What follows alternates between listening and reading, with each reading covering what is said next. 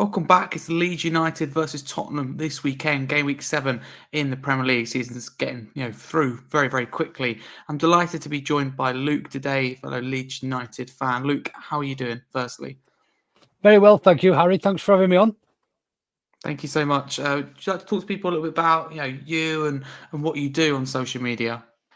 Yeah, so I am Luke. I'm 1/5 of the Orta Know Better podcast, which is a Leeds United focused podcast. I also am one of Finalysis starting 11 as well, which is exciting news. So yeah, other than that, mate, just a general nuisance, I suppose, really to fans of both Leeds and opposition.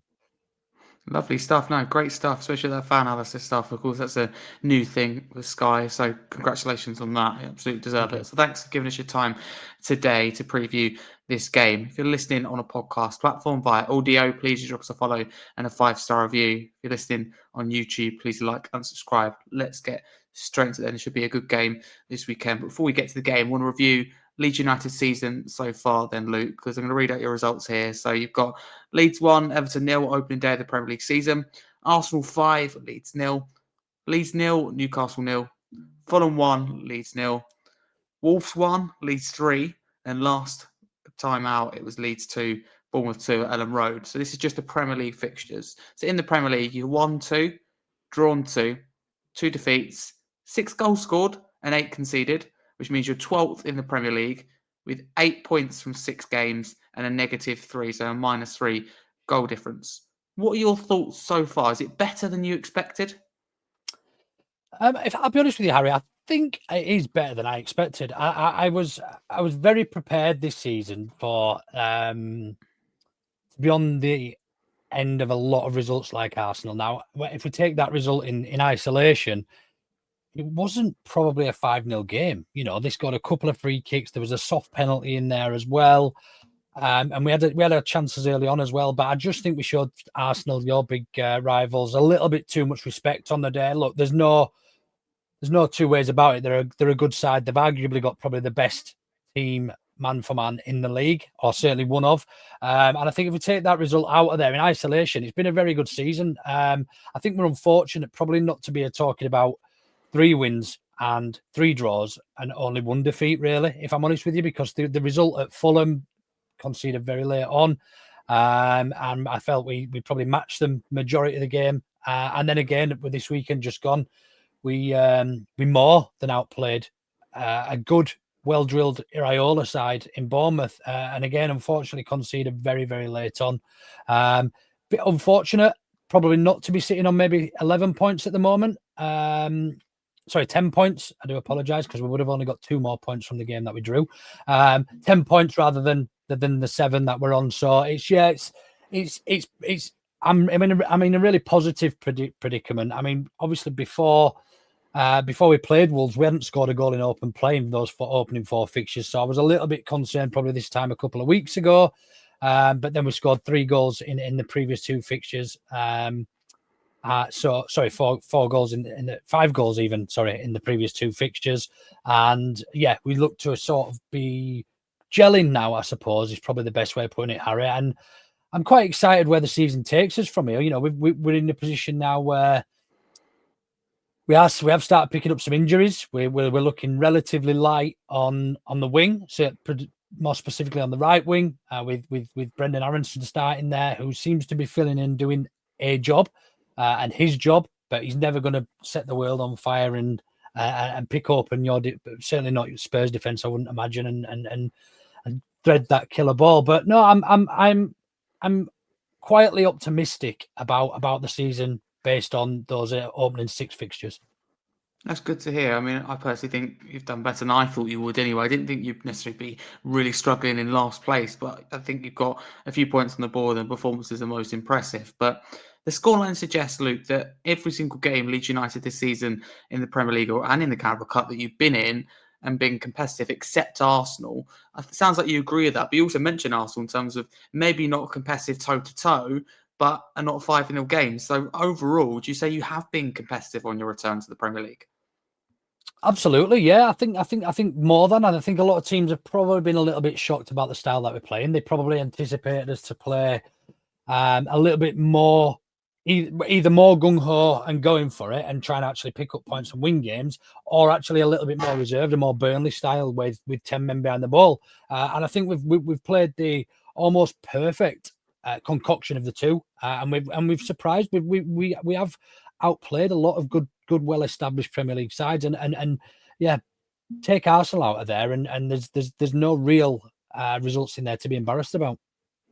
It's always good, isn't it, when you're turning in, tough games in there as well. We mentioned the likes of Newcastle as well as Arsenal, but I want to talk about Daniel Farke a little bit in particular, because it's interesting you mentioned there in terms of the performances have been there, that competitiveness, I suppose, has been there, but the results haven't always backed up the performances in terms of the results been good, but you should have more points on the board.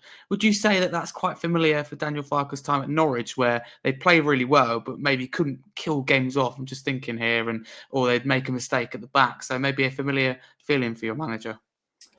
Potentially, yeah. Although I do think he has certainly changed and adapted his style this season. We saw last season in the Championship that we were the big fish in the I'm using it as an example, in a relatively small pond. We had probably one of, if not the best team in the Championship, and we've had to sort of build on that this season. I don't think Daniel Farke, in his defence, was ever given a fair shot in his time at Norwich in terms of the recruitment. They didn't spend a lot of money. He's been given 100 million there or thereabouts this season to play around with, and we seem to have bought relatively well. Sean Longstaff's come in and he's been fantastic.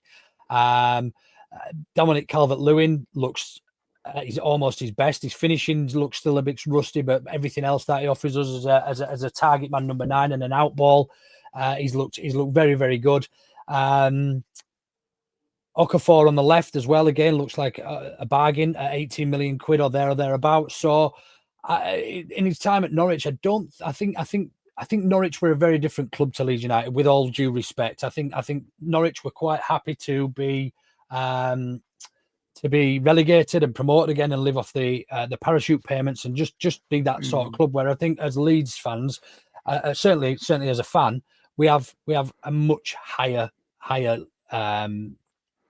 expectation, and I think Daniel Farke has recognised that, and certainly the board have a higher expectation that we want to be a mainstay in the Premier League, not just for now, but for many years to come, and build on that season upon season. That's good, because Leeds belong in the Premier League. That's the end of the day. So simple as that. So that's really good and refreshing to hear. And I asked about Daniel Farke because I personally liked watching him. When he was at Norwich, I always found he seemed really interesting. But you knew what was going to happen in terms of going down, coming back up, as you say. I think it's more of a Norwich thing than Daniel Farke. But you speak about him changing. What lessons do you think he has learned from that spell at Norwich or anywhere in his previous time in management? Because I look at you now and you look not necessarily defensive, but more conservative compared to a previous Daniel Farke teams. He learnt those defensive lessons that the likes of Scott Parker appears to have done early days this season as well. I think you're spot on. I think he's shown much more respect. And I think the way we've recruited sort of concretes that and puts that, we look very, very tough to beat, and teams struggle to break us down. I think, for example, but we also we're not necessarily giving something up. We're not giving anything up for that, because against Bournemouth, they'd only had 21 shots on their goal in the last 4 fixtures. We registered 19 shots in one game, so we're not actually giving anything up. We're not sacrificing anything for that defensive part. I just think he's got us working as a real good outfit. Everybody seems to want to play for each other at the moment, and it's a real positive time, I think. And look, we might be sat here in a few weeks' time on the back of maybe 3 or 4 losses, and we might be having a very different conversation. But at this stage of the season, I don't think we can knock Daniel Farke, team selection, or the tactical style that we're seeing play out in the Premier League. Okay, that's interesting. Thank you. I think he's done well. But before we get onto the game, Luke, I'm interested to get your thoughts on how you view Tottenham and also their supporters. Is it a case of respect, envy, not really caring? How do you feel? I mean, there's for me, there's never been a real rivalry or general unrest. I've got friends who support Spurs, and there's always been a little bit of banter and stuff, but there's not that there's not that same energy that we have for, say, Scum, Man United, or for Chelsea.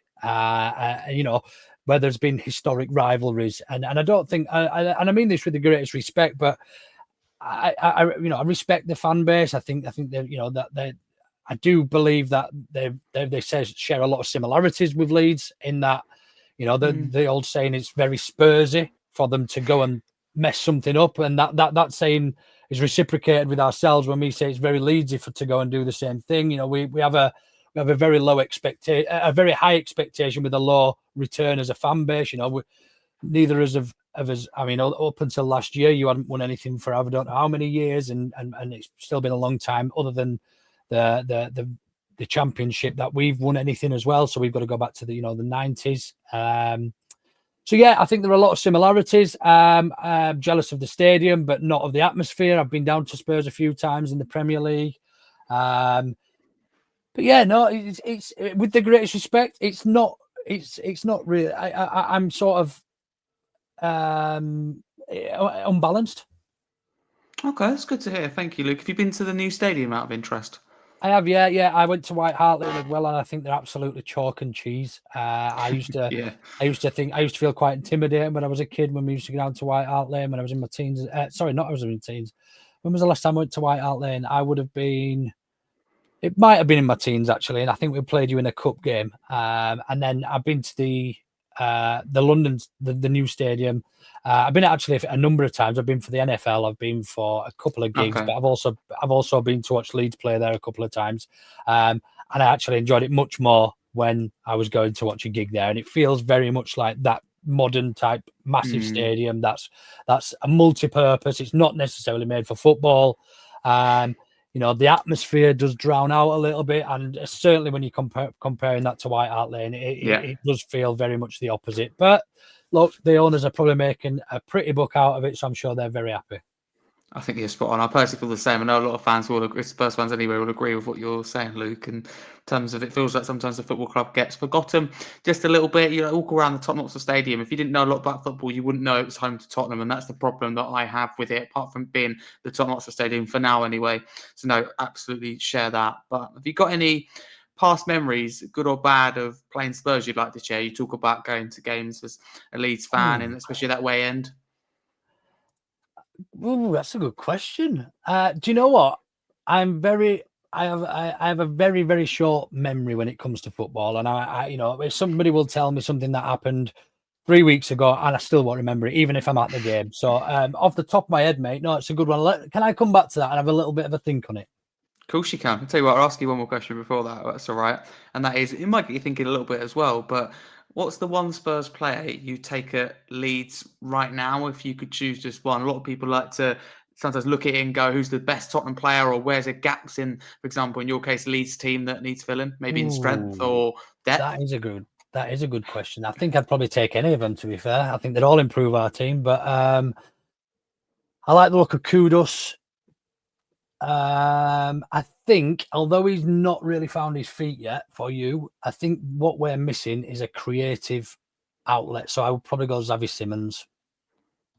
Okay, Xavi Simons, that's a good shout. Has yet to really settle in, but he's shown kind of glimpses of what he's capable of. But before we go on to the actual match itself, I want to go back to that question about kind of past memories, good or bad. I'll give my own first that stands out to me anyway. So I remember, I think we beat you 4-1, I think it was, in the Premier League. Yeah. I remember, I think Lucas Moura scored right at the very end, so at the 94th or 95th minute. And I think it was one of his last goals for Tottenham, if not his last. So that was quite a nice moment. But he also had a crazy game, I think, under Conte. We beat you 4-3, I think, at home. Rodrigo Bentancur, I believe, scored once, if not twice. Right. And he never really scores. So that's a couple of things like that stand out to me. I think someone like a Davis scored, another defender scored. So there's moments like that stick out to me. Have you thought of any? I mean, it's really hard to think being put on the spot. I think certainly in modern day, I think we beat you during COVID when the grounds were closed. I think we beat you at Ellen Road. Yes, I think you did. 3-1. But I think the season after we had a real good game down at at the Tottenham Hotspur Stadium. Was it 4-3? I think that was that's quite it. a good game. Yeah, that's it. So yeah, I think certainly in modern days, those two sorts do stick out. But I think obviously the win. I think Rodrigo actually scored for us, which was a rarity. Oh, okay. That's interesting. I seem to remember Somerville playing well, but I could be remembering that incorrectly. I think certainly the game at Ellen Road, he was quite big there. But on to the game, Luke. How do you feel about this match? At the time of recording it, it's a few days away. Yeah, quietly positive, but I am not naive. I appreciate that the majority of Spurs players would start for Leeds United. I think that that you've got a great manager in Frank, and I've heard that you've got quite a number of players out. I think you've got Madison, you've got a number Basuma out as well, a number of very very good players that would walk into a lot of Premier League sides. But I think the depth that you've got is frightening. You have got some real depth there, and you've got players that can come into the team and still man for man be better than probably most of the bottom half of the league. Or the bottom half of the Premier League. So, yeah, I'm approaching this one tentatively with the hope that the home form and the home crowd can drag us through and maybe get us a point out of it. I think I'd be happy with a point if you ask me now. However, the optimist in me thinks it's a good time to play Spurs. Lots of injuries. As you say, Xabi Simons probably will start for you. However, he's not started firing on cylinders, but he's got to start at some stage. He's got to start firing, and your players have got to start, gelling a little bit more. And I say you're not gelling very well. I think you're sitting fourth in the league at the minute, and I mean, I'd snap your hand off for fourth. But you still haven't looked that great. You were held by Wolves at the weekend and probably should have lost. So that does fill me with a little bit of optimism. But I think if we can share the spoils, then I'd be more than happy to snap your hand off right now. It's 3 draws coming to this game for Spurs. It's mixed feelings coming back from 2-0 down against Brighton, coming back from 2-0 down against Bodo Glimt. That Wolves game was overall a poor result. But even Bodo Glimt, we played awful, so I must admit, happy to get the point. But I suppose the result's the most important thing. But you mentioned there about your home record and, kind of like you said, I think how you hope that being at home will have that advantage. And that kind of leads me on perfectly to what my next question was planned to be. And that is, how important is it to you? Because I can't stress enough how important I think it is personally, as even like a Spurs fan, but for a newly promoted club in your case, to have a almost like impeccable, really good home record, and it just is really key, isn't it? It gives you that foundation to build off. Yeah, absolutely, and I think teams like ourselves that have a certain reputation of being quite a raucous crowd and getting behind the players.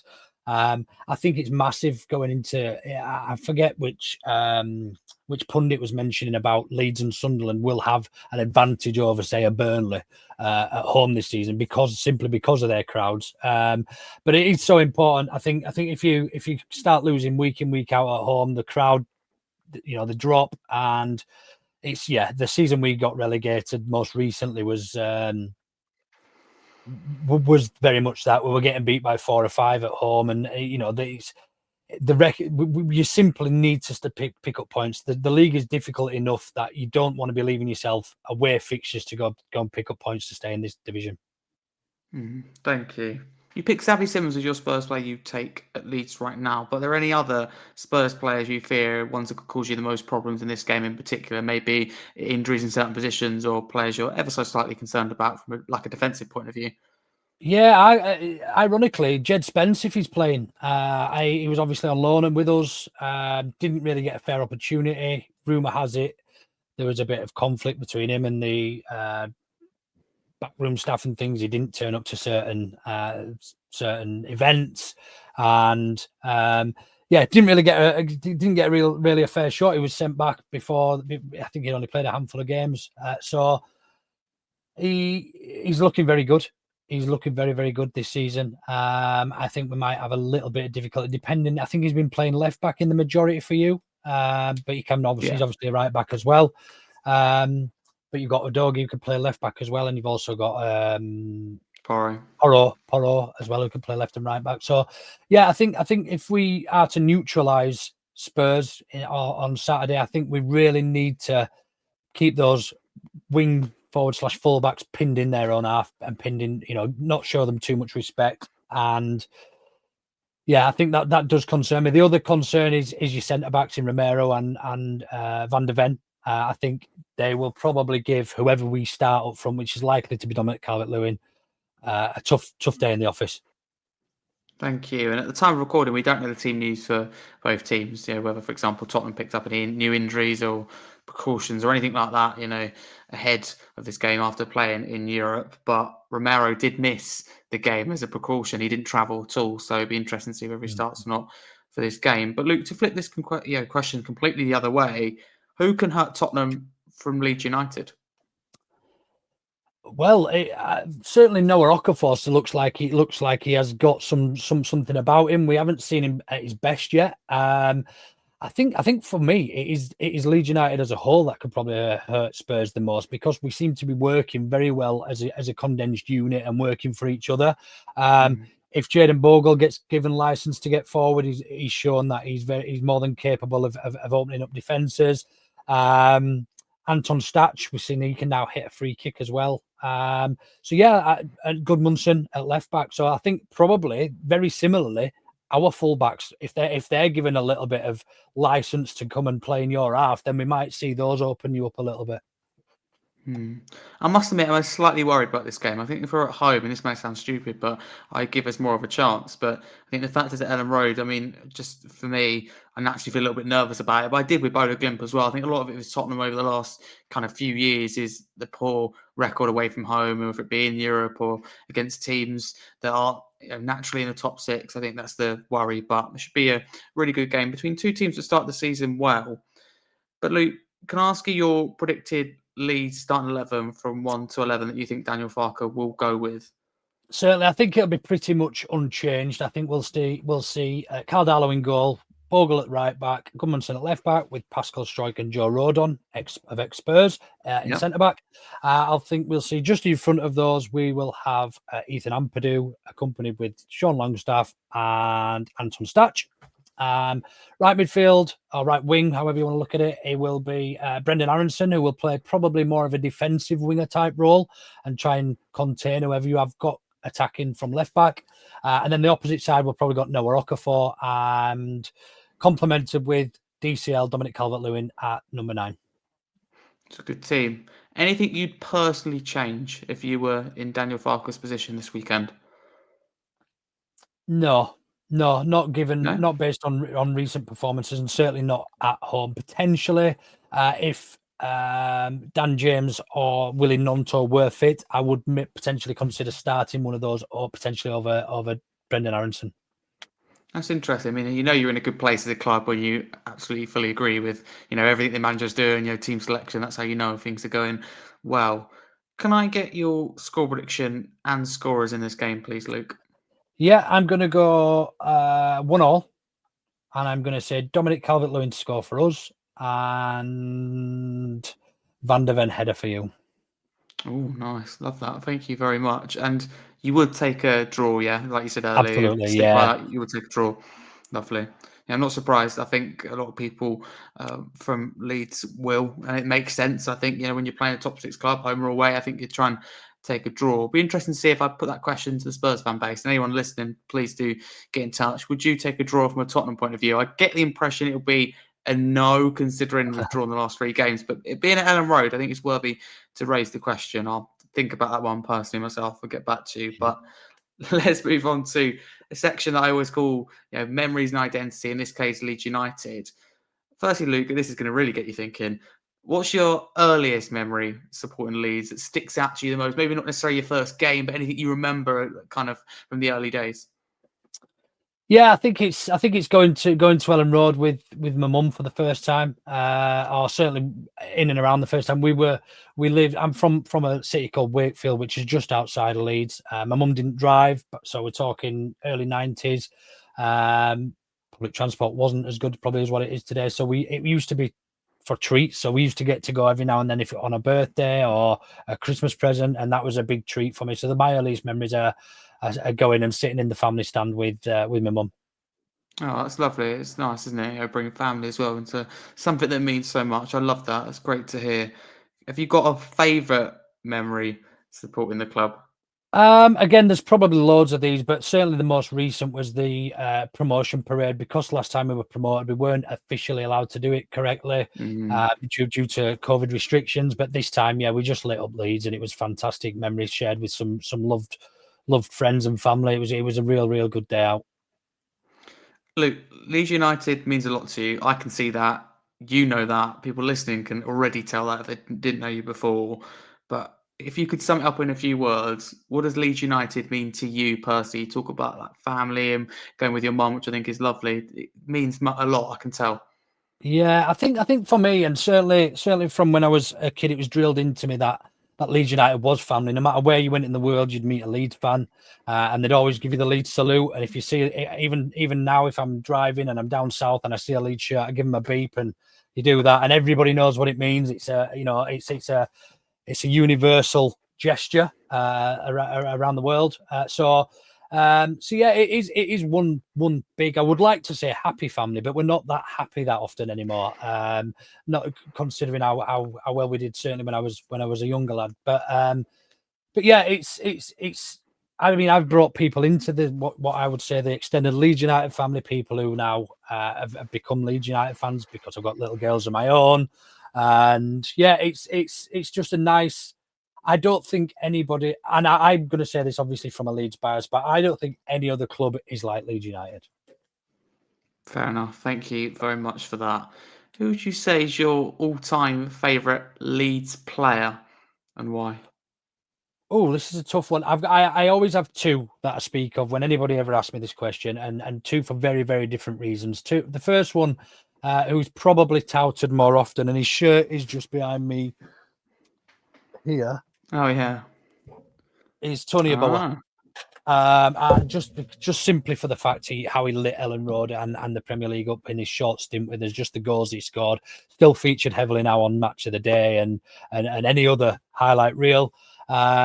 Just an absolute fantastic figure of a human being, and just when he hit a ball, you know it was getting hit. You know what I mean? But other than that, I've probably matured more into this pick, and it was David Batty. I don't actually remember liking him that much at the time, but more I sort of reminisce about older days and my younger days supporting Leeds United.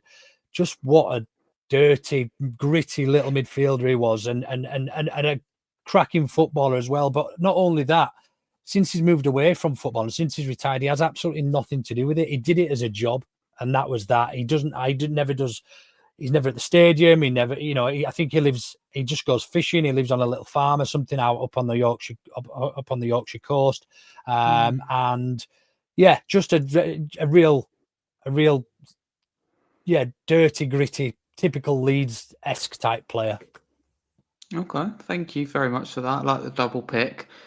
Next question is, who's your all-time favourite Leeds manager and why? I have a feeling he's in shot in Marcelo Bielsa, but I could be wrong.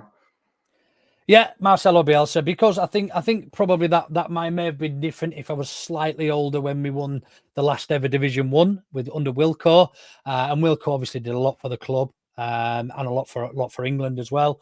But yeah, certainly in recent memory, Marcelo Bielsa just changed the whole atmosphere. You know, when the club was going, we seemed to be a bit stagnant, we were improving, and then we'd have another season that was rubbish. But Marcelo came in and just changed the whole ethos. In his first day, on his first day, he had the whole club, the whole team going around and litter pick around Ellen Road and Thorpe Arch and things, just to make them realise that they're just humans like all of us who are fans. And he made the fans at the front of everything. I'm not ashamed to say, the day I left, I shed a tear. I did shed a tear. I thought potentially the time was right. In hindsight, probably wasn't. But yeah, just an absolute hero of a man. And I think he hands down is my favourite manager.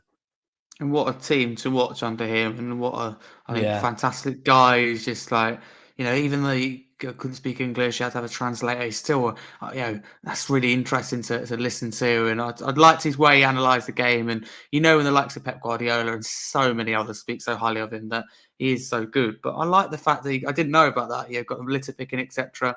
Do you think that Leeds United, not necessarily, I'm talking about football across the board, in particular Premier League, a lot of players could benefit from that now, because fans get the impression, and I'm one of them, that they're a little bit out of touch. Yeah, no, completely agree. I was actually having a conversation in the office today about Jack Grealish and how well he comes across with Yes. with general humans. I was actually having this conversation with an Everton fan and how well he's doing there. But yeah, a bit more. I think football needs a few more Jack Grealish type characters. Definitely. Someone in there that's, they've got a heart but they're not scared to show that as well. I think it's become far too robotic, and that's not just personality wise. I think that the media trained up to the nines now, and it's nice just to see somebody a little bit more relaxed and a little bit more real. But even that's, I mean, I don't like him as a Tottenham fan, but even that's why someone like Cole Palmer, who clearly at this current moment isn't either media trained at all or not well enough, I would say get stick, but he's in the kind of headlines a lot because it's a little bit different. It's, I think I quite like that. It's relatable in terms of, hasn't always got a clue what's going on. And I don't know, I just think that's okay and all right to see. So no, I agree with you, Luke, but whether it be in terms of VAR being almost like micro kind of managing the game and referees not really having a job to do, particularly the assistant referee, whether it be the ticket prices or some of the players and signing shirts, etc. I think that we are moving towards the wrong direction, but that's personally how I feel. Tell you what, a little question to throw in there, Luke. If you could choose about VAR right now, would you keep it in its current format? Would you scrap it completely, or would you keep it and reform it? I think VAR has got the potential to be brilliant. I think the way we currently use it is absolutely mental. I think it's crazy. I think clear and obvious is not clear and obvious anymore because we're talking about millimeters.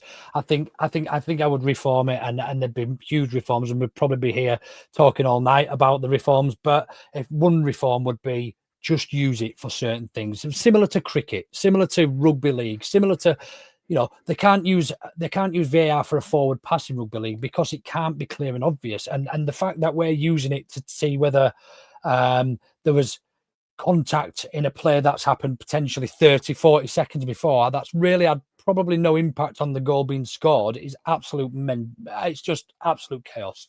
So yeah, I would keep it, but keep it for certain things and give them a time limit. Force them to make a decision. Let's not sit there all day.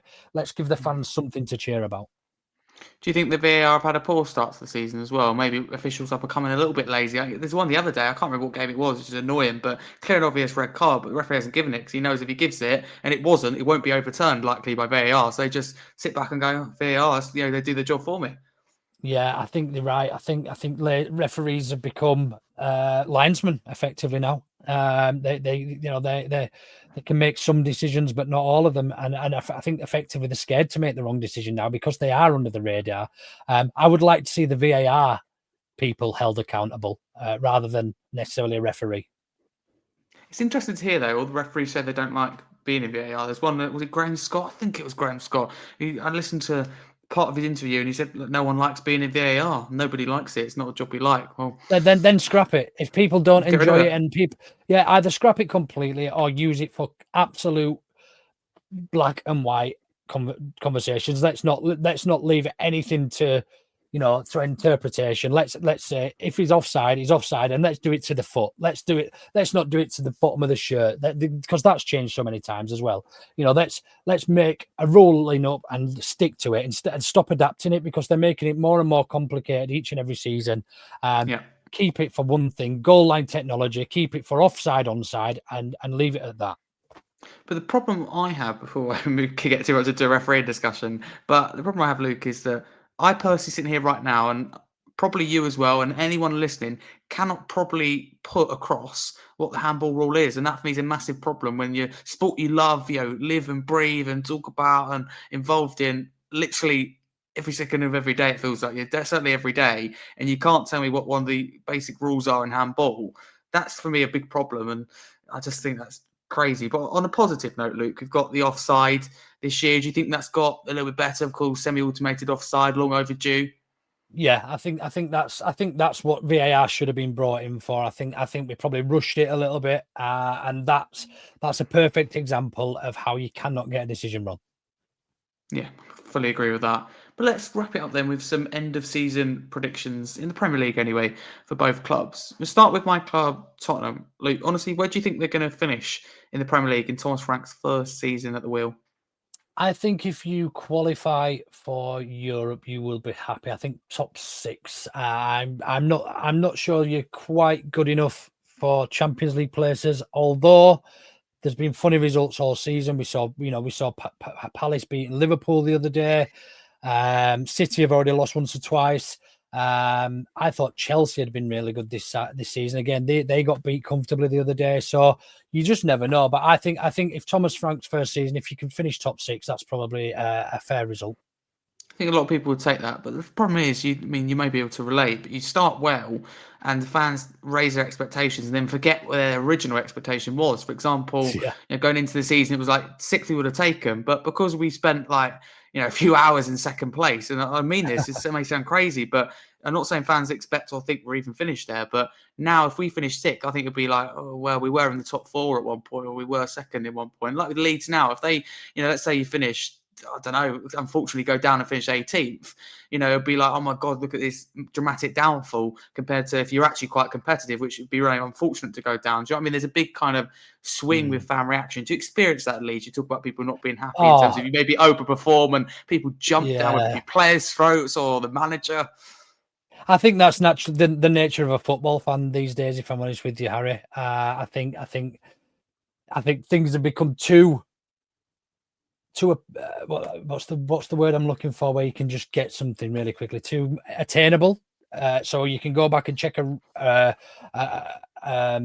replay over 50 times and people will over quantify and overlook it, and it just people are there just to try and prove each other wrong as well. So you've got people that'll say that this should have happened and this shouldn't, and then as soon as it doesn't happen, they're like, I told you so. But actually it was bound to happen at some stage, so you were bound to, like a broken clock, and I think that's I do think that's the nature of football fans. I think every football club now has a sense of, I don't really want to like to use the word entitlement, yeah, but maybe expectancy. Maybe expectancy is a better word. I don't think, but actually, nobody's entitled to anything. Everything's done on merit now, and play on the field. So Leeds, people could say Leeds United are a massive club, and they should be in the European places, and they should be playing in Europe every year. But the realism is we haven't been, and we haven't been for 20 odd years. Do you know what I mean? 20 odd years. So, I think fans need to sometimes take a bit of reality check. I like to see myself as a relatively level-headed fan, and I don't get too carried away with some things. And if I do, it's generally in jest or good taste. And for that, I'm often labelled or branded as what's called a happy clapper, because I tend to see the positives in most things. Me too. But I'm okay with that. If that's what people want to label me for seeing positives and taking positives out of sometimes negative situations, that's good. I'm cool with that. No, good on you, I say, and you come across really well, and certainly level-headed and more sensible, I would say, than anything. But where I can relate from a Spurs point of view is that we've got situations at the moment, whether it be, for example, Mattis Tell. I don't know if you're familiar. We got him on loan last year, signed him permanently. There's no doubt about it. He hasn't been good enough since joining the club. But you've got some Spurs fans that have this. He's not fit to wear the shirt. Or maybe a better example with Vicario. There could be a conversation to be had. Should he be Tottenham's number one? Could Kinski come in and be the number one and Vicario become the new number two? But the way people word it is like, is Vicario even good enough to wear the Tottenham shirt? That's what I heard people in the stadium saying when I was there. And the same about Mattis Tell. Get him out of the club. He's a disgrace. He's this, he's that. I'll pay for his taxi. And for me, people just go way too far. And I get criticised a little bit, I would say, on social media. For the likes of Tell's a good example, because in my opinion, when they wear the shirt, and you're sure you can relate to this from a Leeds point of view, you back them. There'll be players you've had at the club. Harrison might be a good one. I don't know. Where you think, okay, they could be doing better. They should be doing better. It would be attitude or performance or end kind of product or result. But while they wear the shirt, you're still going to back them, especially if they're giving it their all. And Tell's a good example. Young player, just 20 years of age, recently turned 20, pressing, working hard, just is lacking confidence. For me, that's what fans' job is, to get behind him, but they just constantly put him down. So I don't know if you're familiar with that situation. If you are, feel free to give your take on it. Yeah, pretty much exactly the same. Exactly the same. There's always players that are what I label as scapegoats, and as soon as they start doing well, then it moves on. And there is a small section of every fan base, I anticipate, that just wants somebody to blame, whether it's the manager, whether it's the players, whether it's the tea lady. They just want to blame somebody and other than themselves. So it's fine. I've grown up, I've matured, and I understand that now. And I often have a little bit of fun with them, if I'm honest with you, Harry. I even try and wind them up for just for my own pleasure Love that. sometimes. Yeah, one thing we haven't covered, and I just wanted to ask you really, really quickly is what are the chances of Archie Gray starting against us at the weekend? Great question. Forget it, of course, he's playing at Leeds. I would actually, if you'd asked me 2 days ago, I'd say very little chance. You know, we've got kind of at the moment Bentancur, Sarr, Paulinia, Bergval, even Simmons in that 10 that probably come before as harsh. At this moment, it's more than actually suited to Thomas Frankie's system. But Archie Gray, come on against Bodo Glimt, got an assist, and he looked really good. He changed the game. There's no doubt about that. That's the best I've seen him in the Spurs shirt for a few games. So that was great. So I'd say his chance has been increased. So it's hard to say. I probably don't think he would start, but I think he'll play a part. He definitely get on the pitch, which is great. But out of anywhere on the pitch, we have quite a bit of strength and depth. I will give the club credit in midfield. You know, for example, using the number 6 position, it can be Bentancur or Paulinia or Basuma. Now he's coming back as well. It's another player I'm forgetting. Then the 8, you've got that Bergval can play there. You know, Sarr can play there and do a good job. Gray can play there because Gray can play 6 or 8. I like him as an 8 at the moment when he's come in and done well. A couple of good performances from Gray recently, actually, off the bench. So he's in contention. Then you've got the 10. Simmons doesn't seem to start there a lot. It might be somebody struggles. Seems to start on the left. But with Madison and Kulusevski out there, there's still more midfield options to come. So now's a good time for Gray. So I wouldn't discount him from starting, Luke, to answer your question. I would have a couple of days ago, but he'd done really well against Bodo Glimt. In my team, because I currently drafting my preferable lineup, I call it, as well as predicted for this game. And he's in my preferable lineup, so I hope he starts. Right. What have you made of him, though, Luke, when he's since he's come to Tottenham? I don't think it's been rosy or anything, but it's still important to remember that he's young and, it's going to take time. Yeah, absolutely. And I still maintain that he will be England's captain in the future. Love that. That's a bold prediction. Are you kind of sad to lose him? Did you think well, it was a silly question, really. We should really ask you about like 40 million, whether you think that's, you got a good price for him and whether that you look back at that and go, oh my goodness, he's worth so much more now. Yeah, I think it was a good price at the time. And I think if rumours are to be believed, we needed to sell somebody by a particular date. The rumours were that we were trying to offload Somerville to Brentford. He didn't want to go to Brentford. Had we sold Somerville to Brentford, would we have still been touting Archie Gray, or would we have offered him an improved contract without a release clause? Those questions we'll never know the answers to. So I was very sad to lose Archie. Fantastic for us in that season.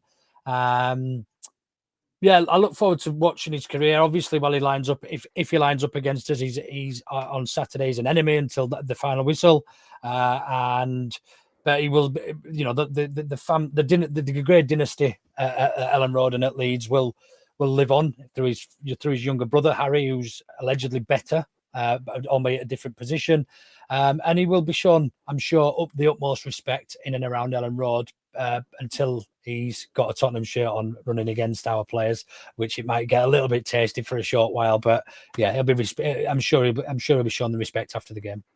That's what's nice about Leeds fans, and I always like whether it listens to the game and the noise inside Ellen Road when you win football matches. I think it's fantastic. It's a tough place to go. In terms of my checklist this year and places I think Spurs will struggle because of the atmosphere. I have Ellen Road right at the top. I have like St James's Park, places like that. Yeah. Whether it be historic like kind of results or tough places to go. But Luke, can I end with one last question, if that's okay? Sure. And the question is Leeds, where you think you'll finish this season. In terms of honesty, which I know you absolutely are. So where do you think you will finish? Yeah, I think if you were to offer me the position we're in now, I'd snap your hand off. Obviously, we're above Manchester United, which is great, scum. But I think realistically, our target this season, Harry, is to finish 17th, and anything above that is a bonus. I think we need to finish one place above relegation and build on that next season. We go through the summer transfer window, we improve in positions that we've potentially struggled with this season, and then we go for maybe 15th next season. I think if we can finish outside of relegation, I would be more than happy. So I'm gonna sit on the fence a little bit. I'm gonna say 17th. Thank you. And actually, Luke, I'll chuck one more question into would be a pain. 3 teams you think will go down? I can probably say 2, but I'm really struggle with the third. Yeah, same. I think probably West Ham might be that third one. I think Okay. Burnley, Wolves are my 2 that I think Agree. are looking way off the pace. I think West Ham might be the third. Although again, they had a good result the other day, and now they've brought obviously Nuno in. I haven't Have though. they brought Nuno in? Am I getting lost there? They've Yeah, brought no, Nuno in. you're right. Yeah, On, yeah. No, I yeah. was He just got trying to think. It's tough, isn't it? It is, and I'm just looking at the league in front of me now, and I'm just thinking. I thought Brentford might have struggled this year. They've not done too badly. Sorry, I just realised what you said. Forest have bought Ange in and West Ham have bought Nuno in. Yes, Yeah, yeah. So yeah, West Ham. it's going to be tough. I mean, I think, yes, Wolves and Burnley, although Burnley have impressed me in their performances in some of the games. I'd probably say those 2, maybe Wolves 20th, Burnley 19th. Then 18th, I struggle because I would have said Brentford. They've impressed me so far under Keith Andrews, but Yeah. can they turn those performances into consistent results? I don't quite know. Big win, though, no doubt, the other day. But just when they concede, they look a little bit wobbly, against United at the, I think a better opposition, it could be different. So, yeah, I'll go Wolves 20th, Burnley 19th. I'm going to go really bold here. Really, really bold. And it hurts as a Spurs fan to say this, but I think Forest in 18th, and it's nothing really against Really? Ange or Forest. Yeah, I just think that the competition's really strong. Like, you're not going to have an Everton down there or a Crystal Palace like maybe you've had in previous seasons. I don't think you have anyone like a Leeds or Sunderland. If you really think this, I can't picture anyone else down there. And that's the problem. I think Forest might do just okay and might do well in the Europa League. I feel really sorry for Ange, but I think they'll go down. Where do you think Leeds will finish, Harry? Oh, great question. I done my predicted table the other day. I can't remember it, so I'm not going to give it a look at it. Where do I think Leeds will finish? I think you finished 15th, which I'm sure that you'd absolutely Yeah, take. more Yeah, I than think happy. it'd be Yeah. ever so slightly lower than now, but I think you'll be consistent with at home form. And if I had to predict, I think you only lose once at home this season. It might be to like an Arsenal, let's say. So I think your home record's going to be spot on. I think it'll give you a lot of points. Just draws away from home and a lot of wins at home. Yes, a lot of points on the road, and wins at home. So I think you'll be okay, but there's no doubt about it. I think there's more competition this year down the bottom, which is what we want to see. You don't want 3 teams that go up straight back down, really. So Now, it should be good. hopefully we break that trend this season, and I think Sunderland certainly will. So, because Yes. they've looked really, really quite good. They have looked really good, to be fair. Absolutely spot on with that. But no, Luke, thanks so much for coming on. Really enjoyed it. You've been great. Pleasure. Where can people find you across social media? So you can find me on Instagram, on Twitter at Leeds, and it's _untied and .untied on Instagram. The podcast is on YouTube, is on Spotify, everywhere else you get the Orta at Orta Know Better.